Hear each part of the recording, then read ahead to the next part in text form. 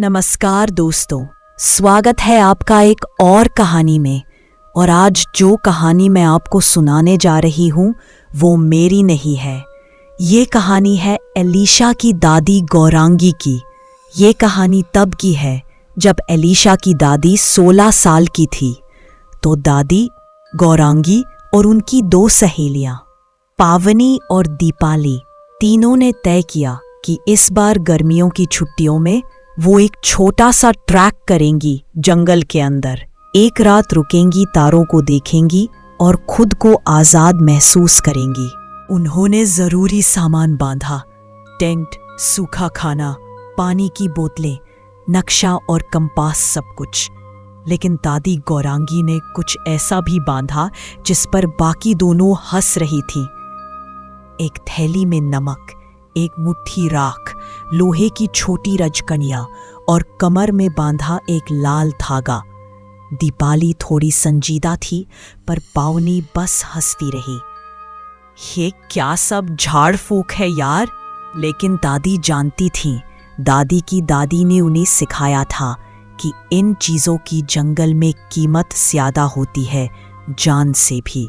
जब वो तीनों पहाड़ों की ओर निकली तो शुरुआत बहुत ही खूबसूरत थी।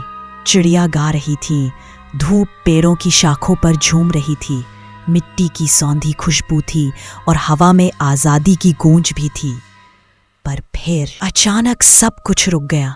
चिड़िया चुप हो गई, हवा एकदम थम गई, पत्तियां भी जैसे सांस रोककर खड़ी थी। और दादी को याद आया, नियम नंबर 1, अगर जंगल की चिड़िया अचानक चुप हो जाए तो आंखें बंद करके उल्टा गिनना शुरू कर दो, 13 से 1 तक। और अपनी आंखें खोलकर तब तक मत देखना जब तक कि कोई परिंदा फिर से बोलने ना लगे। दादी ने तुरंत चिल्लाकर कहा, आंखें बंद करो अभी। दीपाली ने मान लिया, लेकिन पावनी फिर से हंस पड़ी। तू फिर शुरू हो गई गौरांगी। पर दादी ने अपनी आंखें बंद कर ली और उल्टी गिनती करने लगी। 13, 12। कुछ भारी सा उनके पास से गुजरा, हवा जैसे खींचने लगी, लेकिन वो गिनती करती रही। 8, 7, 6। और तभी नंगे गीले पैरों की आहट ठीक पावनी के पास। 4, 3, 2 और फिर एक चीख और सन्नाटा। जब दादी ने आंखें खोली, पावनी वहां नहीं थी। न उसकी आवाज, न उसके कदम, बस एक गीली सी छाप जमीन पर। दीपाली कांपती हुई बोली, पावनी कहाँ गई? दादी ने कहा, शायद उसे ले गए। और दीपाली भागी जंगल की ओर। दादी चिल्लाई, पगडंडी मत छोड़ना। लेकिन बहुत देर हो चुकी थी। अब दोनों जंगल में भटक चुकी थी। सूरज ढल रहा था और अंधेरा बढ़ता जा रहा था। उन्होंने वहीं टेंट लगाया, चारों ओर नमक छिड़का और उन शब्दों को दोहराया जो उनकी दादी ने सिखाए थे। कोई पूजा नहीं, कोई मंत्र नहीं, सिर्फ चेतावनी उस जंगल को कि वो जाग चुकी है।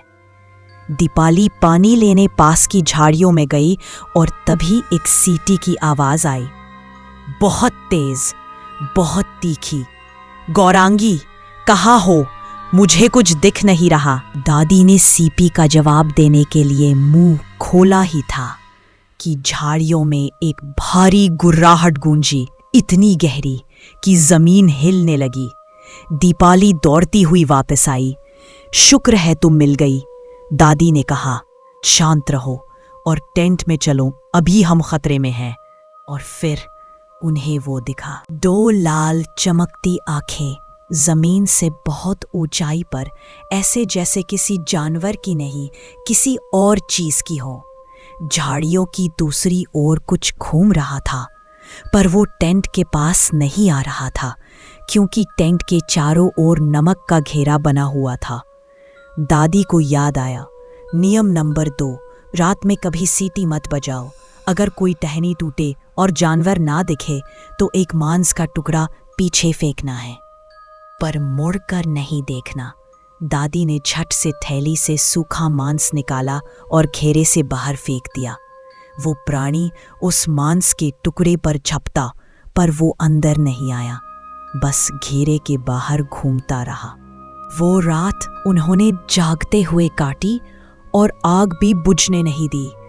वो लाल आंखें, पूरी रात उन्हें घूरती रहीं और फिर सुबह हुई और सूरज की पहली किरण में ही उन्होंने सामान समेटा, पर उनके नक्शा और कंपास बेकार हो चुके थे। कंपास की सुई बस घूम रही थी। घंटों चलने के बाद उन्हें वो पगडंडी दिखी, जैसे किसी ने अब उसे वापस खोल दिया हो। वो तेजी से चलने लगे। तभी पीछे से एक आवाज आई, धीमी, जानी पहचानी, गौरांगी, दीपाली। दीपाली चौंकी। पावनी, दीपाली। एक परछाई दिखाई दी, लंबी मुड़े हुए हाथ, सड़े हुए सींग, चेहरा काला, बिल्कुल काला। ये वो था, वही प्राणी जो देखता है, घूरता है और पकड़ता है। दादी को याद आया, नियम नंबर 3, अगर कोई तुम्हारा नाम हवा में पुकारे तो मुड़कर मत देखो। उन्होंने दीपाली का हाथ पकड़ा। भागो। वो भागी, पेड़ों के बीच से, कांटों से लड़ते हुए। लेकिन फिर दीपाली वहीं रुक गई। वो पीछे मुड़ी और फिर वो गायब हो गई।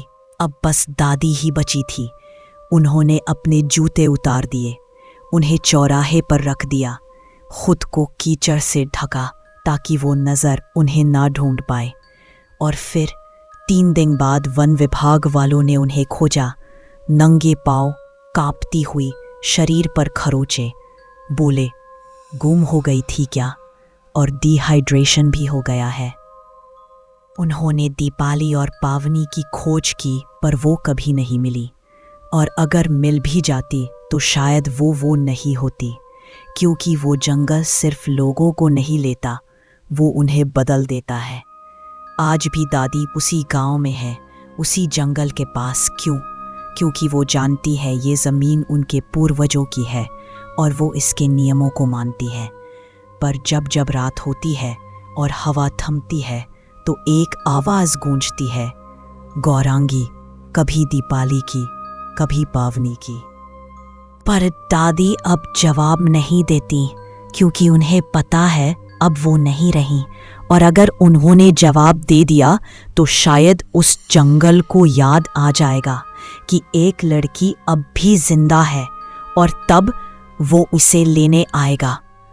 अगर आपको इस तरह की कहानियाँ पसंद है तो चैनल को सब्सक्राइब करना मत भूलिएगा।